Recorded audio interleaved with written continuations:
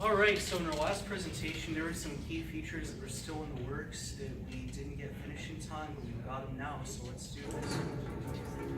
So we've added a bunch of key gameplay features that just tie the whole thing together. So most notably, you can now actually collide into buildings. So Jason over here is going to crash into this building just to demonstrate.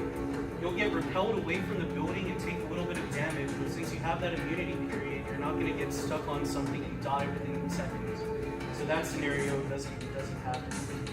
Another feature that we've added now is the ability to boost your ship forward as an adhesive move. So you see Jason here boosted his ship, and you notice how there's an effect where the two other thrusters come out of the side, so you know you're boost forward. And the third feature that we've added, so our name is Team Barrel Roll, so it stands to reason that our game has a barrel roll like that. And so when you combine the barrel roll and the boost, so you can actually chain these moves. So if Jason over here goes into boost mode and then does a barrel roll. Yeah, so as you can see, there's no cooldown on these abilities yet for testing purposes, because you want to make sure you've got those edge cases where you do these things in sequence at the same time. But in the, obviously in the final version, we're going to have a cooldown, so you can't just go nuts like that. So other features that have been added are collision with enemies. So if you collide into an enemy now, because of the new collision physics, let's wait for Jason to hit one of these enemies. You can do a hit and run. Now, the catch is, if you do that, you lose 20% of your health, which is actually the most amount of damage you can take from anything. So I actually want to avoid enemies wherever you can. Another thing that we've done is we've added more buildings to the level, more tall buildings. In the last demo, we had shorter sort of buildings that didn't really give sort of that sense of verticality you want with a city level like this.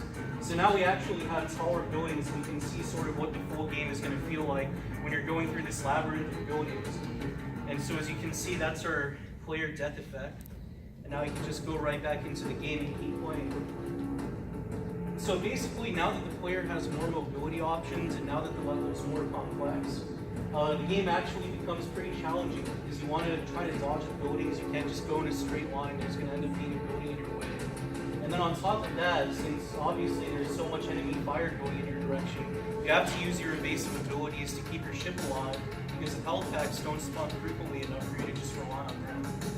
And I think that now that we're in this stage of development, we can start working on more polished features and start tweaking up the AI and the procedural generation. Another thing that I've added, by the way, is fog. So you might notice now that you have this fog that obscures buildings in the distance. And what this does is it helps sort of mask the procedural generation and sort of makes it look seamless, so that you don't see the buildings just popping up. I mean, you can still see them if you look hard enough, but you get what I'm saying. So that being said, are there any questions or anyone? No? Well, yeah?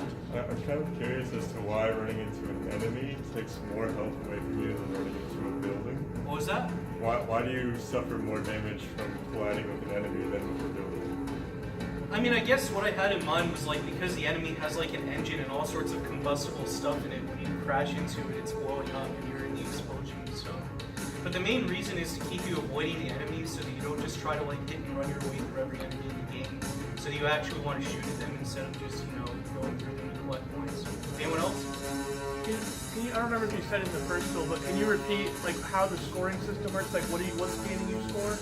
Is it just destroying other enemies? Just destroying enemies. And the reason for that is because otherwise you could just go through the level and just start dodging everything and like racking up points. So we want to make the player actually fight, and that's how we really accomplish that.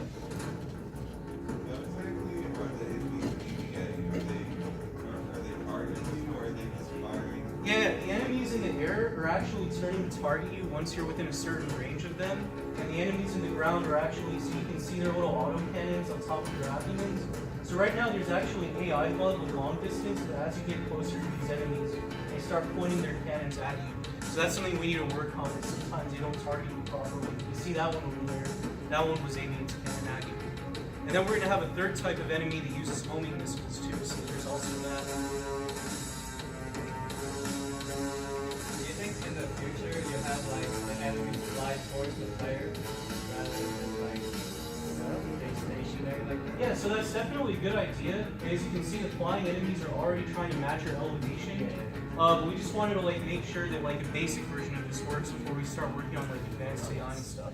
because our like procedural generation has changed so much and like the kind of buildings we have.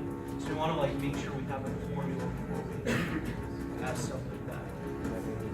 What other types of weapons you guys like to have? We plan to have basically like a scattergun weapon. It like scatters projectiles in like a cone.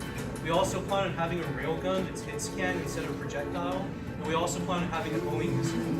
And so the idea is that each of these weapons, when you pick them up, they'll override your primary weapon until we run out of ammo, kind of like in Contra. And so you have to like collect weapon power-ups as well as health.